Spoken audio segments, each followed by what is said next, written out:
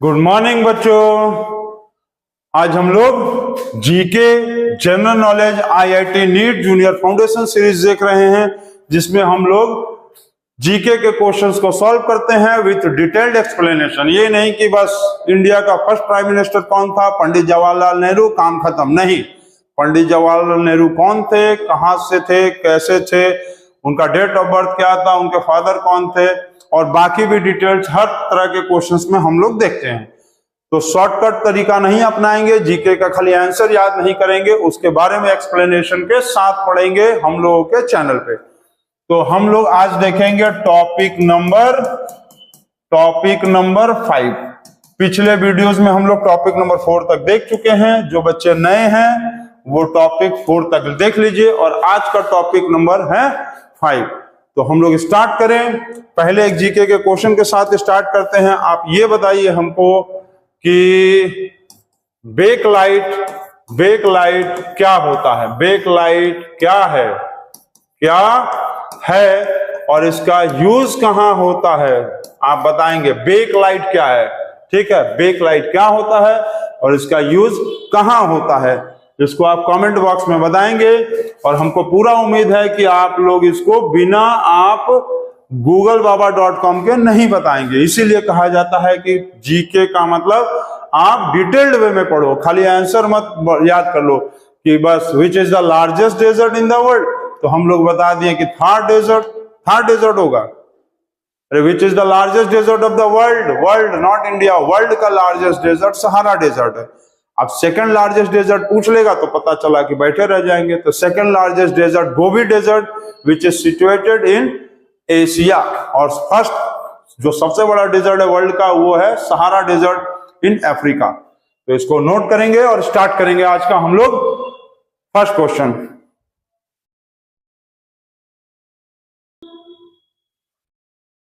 तो आज का फर्स्ट क्वेश्चन हम लोग देखेंगे।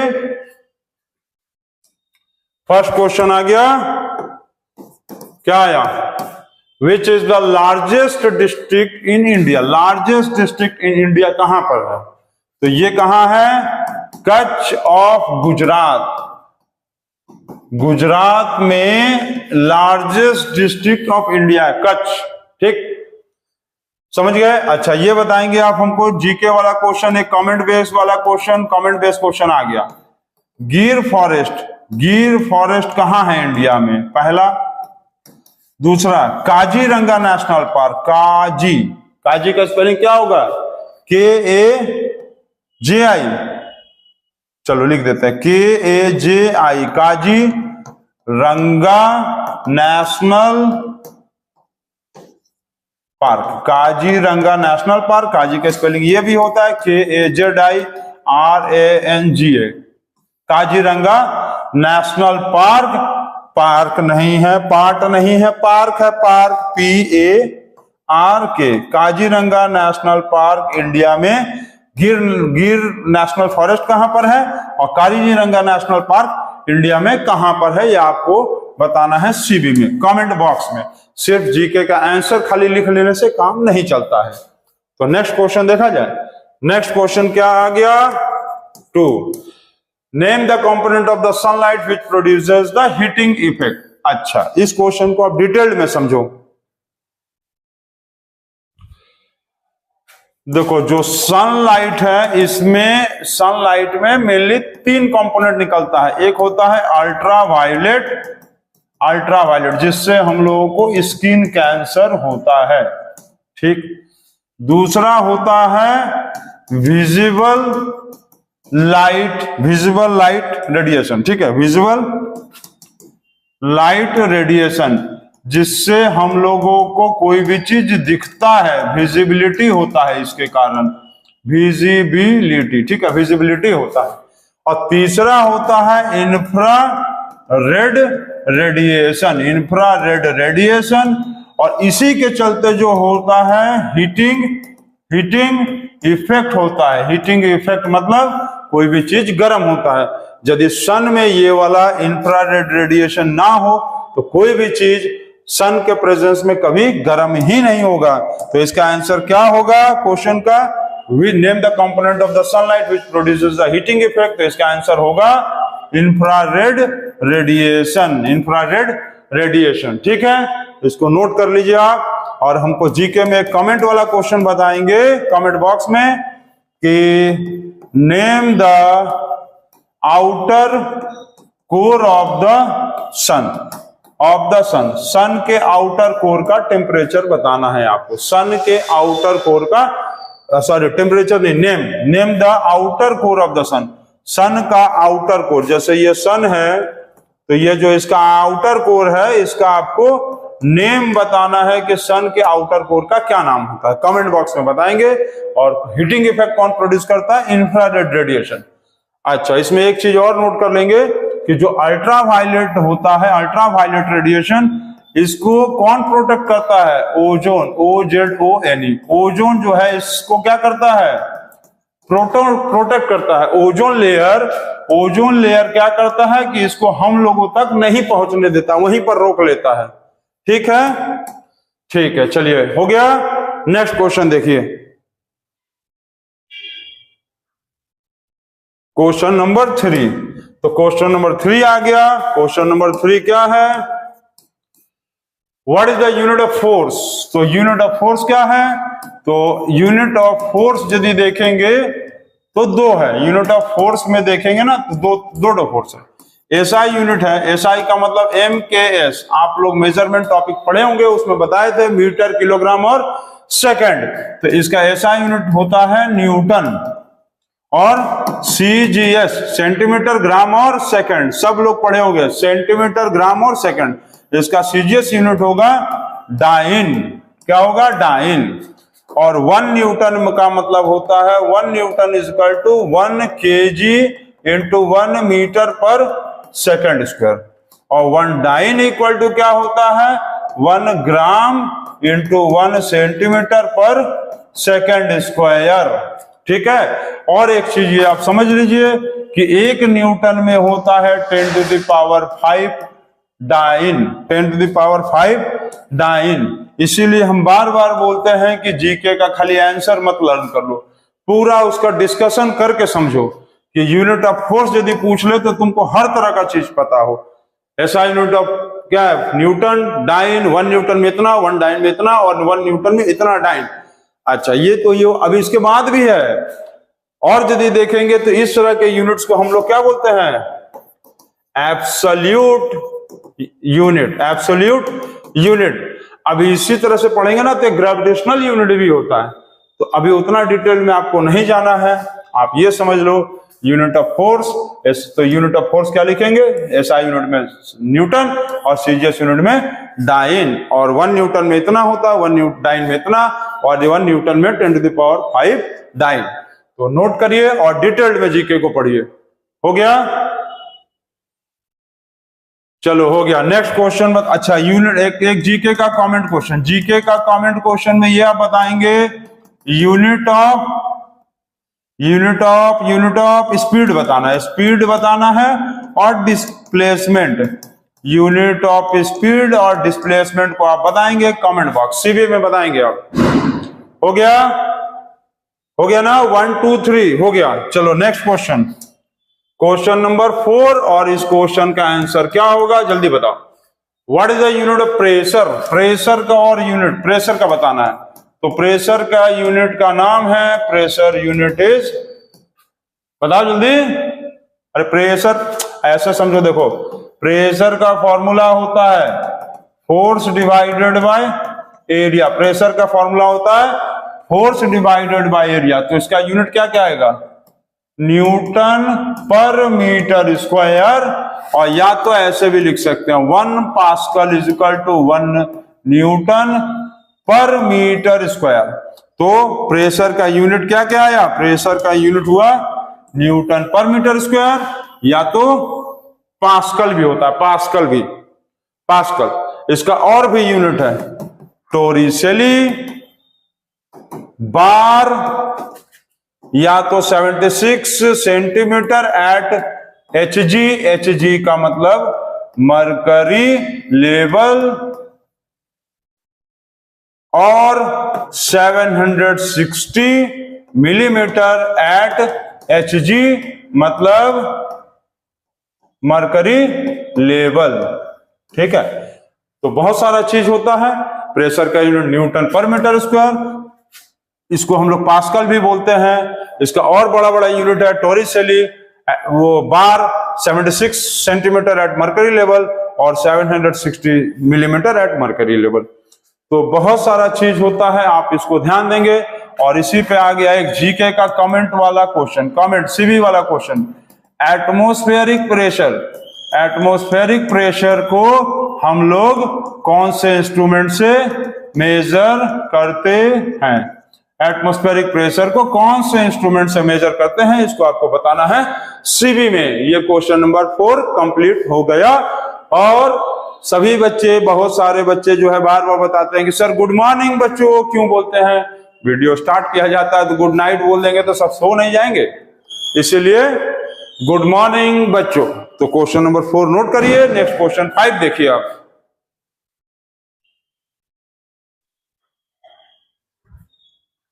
क्वेश्चन नंबर 5, चलिए क्वेश्चन नंबर 5 आ गया। और इस क्वेश्चन को देखिए क्या है, बताइए। विच रे has highest penetrating power? Highest penetrating power किसका होता है? पेनिट्रेटिंग मतलब भेदने या छेदने की ताकत। तो सबसे ज्यादा हाईएस्ट पेनिट्रेटिंग पावर होता है गामा रेस का। गामा रेस का पेनिट्रेटिंग पावर लगभग 10⁶ मीटर होता है। बहुत ज्यादा होता है, बहुत ज्यादा होता है, 10⁶ मीटर के करीब। ठीक है, गामा रेस पेनिट्रेटिंग पावर मतलब छेदने भेदने की शक्ति सबसे ज्यादा गामा रेस की होती है। ठीक है, अच्छा अब इसमें आ गया जीके का कमेंट बेस्ड क्वेश्चन। ये बताएंगे कि एक्स रे का अदर नेम बताना है। अदर नेम, एक्स रे को और किसके नाम से जाना जाता है? क्या नाम से जाना जाता है? एक्स रे को और कौन से नाम से जाना जाता है? ठीक है, नोट कर लिए? नोट कर लिए हैं, पता है, very good. Next question number 6। Question number 6 आ गया। ये दिया what is the unit of power? Power का यूनिट आपको बताना है। पावर, तो पावर का यूनिट होता है वाट होता है। और इसको ऐसे भी लिख सकते हैं, पावर का फॉर्मूला होता है power is equal to work by time. Work by time या energy by, power is equal to work by time या एनर्जी डिवाइडेड बाय टाइम। तो इसका दूसरा यूनिट भी ये भी हो सकता है जूल पर सेकंड। क्या बोले? जूल पर सेकंड भी होता है। ठीक है, power is equal to work by time. Power का यूनिट वाट होता है और इसका यूनिट लिख सकते हैं जूल पर सेकंड, ऐसे। ठीक, अच्छा ये आप बताओ, जीके का कमेंट वाला क्वेश्चन आप बताओ हमको। 1 हॉर्स पावर, 1 हॉर्स पावर में कितना वाट होता है? 1 हॉर्स पावर में कितना वाट होता है, इसको आपको सीबी में बताना है। सीबी अर्थात कमेंट बॉक्स में बताना है 1 हॉर्स पावर में कितना वाट होता है। आप लोगों का जो घर का मोटर होता है जिससे पानी चढ़ता है, कभी कभी लाइट कट जाता है तो बच्चे बिना नहाए चले जाते हैं, बिना पानी वाले यूज किए, क्योंकि मोटर पानी चढ़ा ही नहीं रहा था। तो वो हॉर्स पावर में होता है, 1 हॉर्स पावर या हाफ हॉर्स पावर, या बड़ा मोटर होगा तो 2 हॉर्स पावर। तो 1 हॉर्स पावर में कितना वाट होता है ये आपको बताना है। नोट करिए इसको। नोट हो गया? नेक्स्ट क्वेश्चन, नेक्स्ट क्वेश्चन पे आ जाएंगे और देखेंगे question number 7। What is the chemical formula of heavy water? Heavy water का मतलब होता है खारा पानी। कौन सा?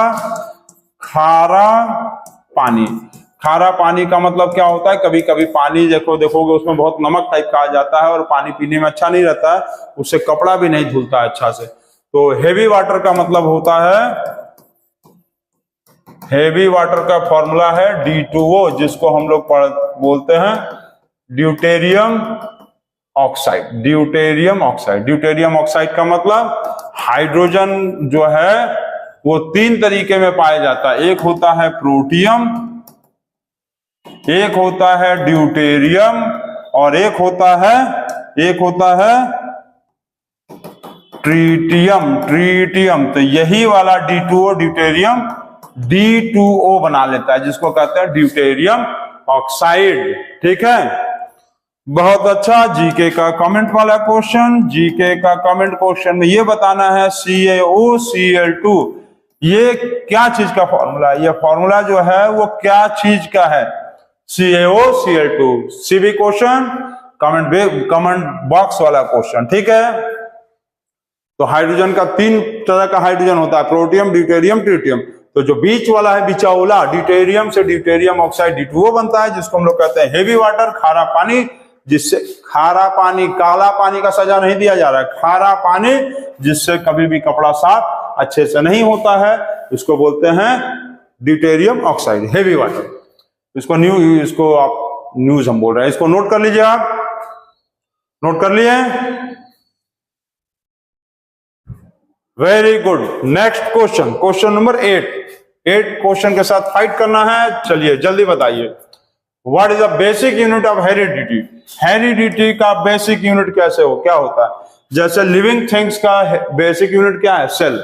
लिविंग थिंग्स का बेसिक यूनिट मतलब क्या चीज से बना है? लिविंग थिंग्स सेल से बना है। नॉन लिविंग थिंग्स क्या चीज से बना है? एटम से बना है। तो हेरिडिटी क्या चीज से बना है? हेरिडिटी का बेसिक यूनिट क्या होगा? तो बेसिक यूनिट इसका है जीन्स बोलते हैं, जीन्स, ठीक है। इसी तरह से जैसे अभी हम क्या बताएं कि लिविंग थिंग्स का बेसिक यूनिट क्या है? तो सेल है, ठीक है। नॉन लिविंग थिंग्स का बेसिक यूनिट क्या होगा? नॉन लिविंग थिंग्स का बेसिक यूनिट क्या होगा?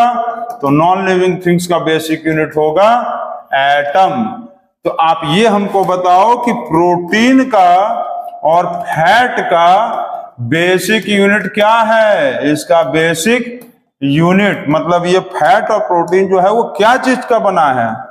फैट और प्रोटीन का बेसिक यूनिट क्या है? कहां बताएंगे? सीबी अर्थात कमेंट बॉक्स में बताएंगे। जीके का ये क्वेश्चन आ गया, सीबी वाला क्वेश्चन।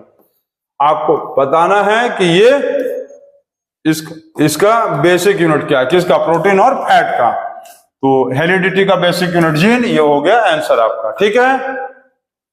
बहुत अच्छा और very very good. Question number 9। Question number 9 बनाते ही हम लोग हो जाएंगे फाइन। 9 मतलब फाइन, मतलब साइन, मतलब और दो ठो बताना तो अपने से। चलो, what is the study of earthquakes? Earthquakes के बारे में पढ़ेंगे तो उसको क्या कहेंगे हम लोग? उस स्टडी को बोलेंगे सिस्मोग्राफी, सिस्मोलॉजी। SISMOLOGY, सिस्मोलॉजी मतलब स्टडी ऑफ अर्थक्वेक्स। अर्थक्वेक्स के स्टडी को हम लोग बोलते हैं, अर्थक्वेक के स्टडी को क्या बोलेंगे? अरे क्या लिख रहे हैं भाई? अर्थक्वेक, QUAKES, ठीक। अर्थक्वेक के स्टडी को कहेंगे सिस्मोलॉजी। अच्छा, इसमें एक चीज याद कर रखना कि जो अर्थक्वेक को हम लोग जो मेजर करते हैं, measured by instrument called as, कौन सा इंस्ट्रूमेंट है और उसको कौन से स्केल पे मेजर करते हैं? स्केल चलो हम बता देते हैं, रिक्टर स्केल। रिक्टर स्केल पे मेजर होता है, रिक्टर स्केल पे मेजर होता है। और उसको जिस इंस्ट्रूमेंट से मेजर करते हैं उस इंस्ट्रूमेंट का आंसर आपको बताना है। सीबी में, जीके का सीबी वाला क्वेश्चन, सीबी वाला। अर्थक्वेक को मेजर करते हैं कौन से इंस्ट्रूमेंट्स को, उस इंस्ट्रूमेंट का नाम बताना है। और अर्थक्वेक को जो नापते हैं ना हम लोग, उसको रिक्टर स्केल में नापते हैं। और अर्थक्वेक का जो पढ़ाई है उस पढ़ाई को कहते हैं सिस्मोलॉजी। और अर्थक्वेक आता क्यों है? Tectonic plates of the movement, मतलब अर्थ जो है ढेर सारे प्लेट से बना हुआ है। जब अर्थ के अंदर ढेर सारा वोल्केनिक इरप्शंस होता है तो वो प्लेट हिलने लगता है और वोल्केनिक इरप्शन आ जाता है। नेक्स्ट क्वेश्चन, इसको नोट कर लिया आप? चलो, वेरी गुड। नेक्स्ट क्वेश्चन आ गया, क्वेश्चन नंबर 10, लास्ट क्वेश्चन इस वीडियो का। विच layer of the earth atmosphere contents the ozone layer? Ozone layer कौन सा, एटमोस्फेयर का कौन सा लेयर कंटेंट करता है? देखो, एटमोस्फेयर में कई तो लेयर है, stratosphere, mesosphere, exosphere, ionosphere, stratosphere, बहुत सारा, हाइड्रोस्फेयर। तो ये बताना है कि अर्थ के एटमोस्फेयर का कौन सा लेयर जो है जिसमें ओजोन होता है। तो आंसर होगा स्ट्रेटस, स्ट्रेटोस, क्या स्पेलिंग होगा? स्ट्रेटोस्फीयर, स्ट्रेटोस्फीयर, ठीक। Stratosphere contents the ozone. कहानी अभी खत्म नहीं हुआ है मेरे दोस्त। कंटेंट्स द ओजोन लेयर, अभी पिक्चर बाकी है। अब इसमें ये बताओ, ओजोन का फॉर्मूला बताना है आपको, ओजोन का फॉर्मूला पहला। दूसरा बताना है कि ओजोन कैसे बनता है, हाउ प्रिपेयर्ड, ओजोन कैसे बनता है, ओजोन बनता कैसे है। तीसरा ये बताना है कि which layer of atmosphere is the, which layer of atmosphere, in लिख लो, in which layer, in which layer of atmosphere does the aeroplane flies. Aeroplane जो है वो एटमॉस्फेयर के कौन से लेयर में उड़ता है, एटमॉस्फेयर के कौन से लेयर में एरोप्लेन उड़ता है। और ओजोन लेयर का फॉर्मूला, ओजोन का फॉर्मूला बताना है। और ओजोन जो है कैसे प्रिपेयर्ड होता है, ओजोन कैसे प्रिपेयर्ड होता है ये आपको बताना है। कहां बताना है? सीवी में बताना है। ये जीके का सीवी वाला क्वेश्चन था, आप इसको जरूर से बताएं। और सभी बच्चों को हम बार बार ये कह रहे हैं कि जो वीडियो देख रहे हैं, स्कूल के हैं, स्कूल के नहीं भी हैं, हमारे सारे बच्चों को ये कह रहे हैं कि जीके का सिर्फ आंसर मत छापा करो, आप उसके बारे में डिटेल नॉलेज लो, जो बताया जा रहा है वो भी, और जहां से भी पढ़ो तो उसको डिटेल्ड वे में पढ़ो, ताकि आप लोग जो है मुंह बनाकर ना बैठ सके, दूसरे का मुंह बनवा दें आप। तो इसको नोट कर लीजिए। और गुड मॉर्निंग बच्चों नहीं, बिल्कुल नहीं, goodbye and good night बच्चों।